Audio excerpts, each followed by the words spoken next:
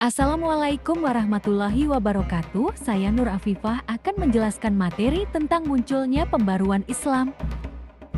Harun Nasution 1985 membagi periodisasi sejarah kebudayaan Islam menjadi 3 garis besar. 3 periode besar tersebut adalah: pertama, periode abad klasik 650 sampai 1250 M. Kedua, periode abad pertengahan 1250 1800 M. Ketiga, periode abad modern 1800. Sekarang setiap periode memiliki ciri-ciri yang membedakan dengan periode lainnya. Periode abad klasik menggambarkan kondisi kejayaan dunia Islam. Periode abad pertengahan menggambarkan kondisi kemunduran dunia Islam. Periode abad modern menggambarkan kondisi kebangkitan dunia Islam. Dunia Islam membentang dari Maroko sampai ke Indonesia dengan mengecualikan beberapa wilayah yang penduduknya mayoritas non-Muslim.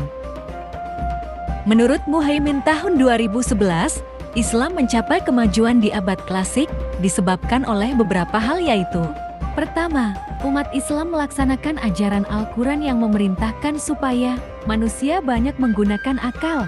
Kedua, umat Islam melaksanakan ajaran Rasulullah SAW yang mendorong agar kaum muslimin tidak hanya menuntut ilmu agama, tetapi juga mempelajari ilmu-ilmu lain yang bermanfaat bagi kehidupan. Tiga, umat Islam mengembangkan ilmu agama dengan berijtihad dan mengembangkan sains. Pada masa ini, dunia Islam bukan hanya muncul ahli ilmu hadis, fikih, dan tafsir, akan tetapi juga ahli kedokteran, matematika, optika, kimia, fisika, astronomi, dan sebagainya.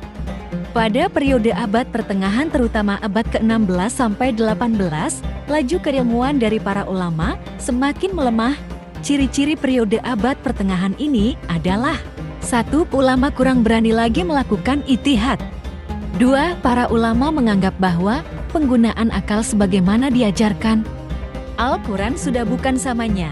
3. Ulama pada periode ini menerima saja karya-karya yang dihasilkan oleh ulama zaman abad klasik. 4. Banyak ulama yang tidak lagi berdiri sendiri, tetapi bergantung kepada penguasa. Kelima, para ulama pada periode ini hanya menurut mengikuti bertaklid pada ulama zaman klasik. Keenam, ulama hanya sibuk pada ilmu agama saja, sehingga ilmu umum tidak berkembang dan justru cenderung lenyap. 7. Ilmu yang datang dari dunia barat ke dunia Islam tidak dikenali lagi sebagai warisan umat Islam di zaman sebelumnya. Produktivitas keilmuan di zaman abad pertengahan menurun jauh dibandingkan dengan produktivitas keilmuan di abad klasik. Umat Islam mengalami kemunduran di berbagai bidang, sedangkan orang Eropa menikmati kemajuan yang pesat di bidang sains, ekonomi, politik, militer, dan lainnya. Pada periode abad modern, abad ke-19, mulailah muncul kesadaran umat Islam. Kesadaran tersebut muncul ketika orang-orang Eropa berhasil menguasai dunia Islam. Pada awalnya, bangsa Eropa lah yang mengalami kemunduran. Bangsa Eropa juga pernah dikalahkan oleh umat Islam pada zaman abad klasik tahun 650 sampai tahun 1250. Contoh berhasilnya orang-orang Eropa yang menguasai dunia Islam diantaranya adalah: 1.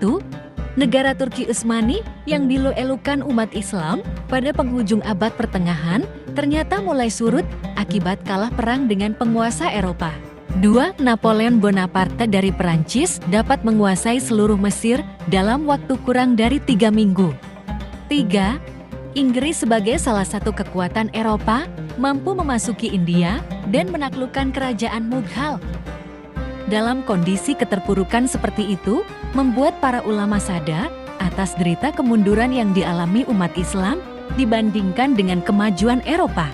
Oleh karena itu, pada abad modern muncul para ulama dengan gagasan-gagasan yang bertujuan memajukan umat Islam sehingga dunia Islam dapat mengejar kemajuan Barat. Pemikiran para ulama yang muncul pada abad modern ini bukanlah doktrin mutlak seperti layaknya ayat-ayat dalam kitab suci. Akan tetapi, pemikiran-pemikiran tersebut hanya sebatas gagasan relatif yang masih menerima perubahan dan pengurangan bagi bangsa Indonesia. Kehadiran para ulama Islam modern ini membawa pengaruh yang kuat. Langsung atau tidak langsung mereka mengembangkan gagasan-gagasan yang sesuai dengan konteks keindonesiaan saat ini. Sekian materi dari saya. Wassalamualaikum warahmatullahi wabarakatuh.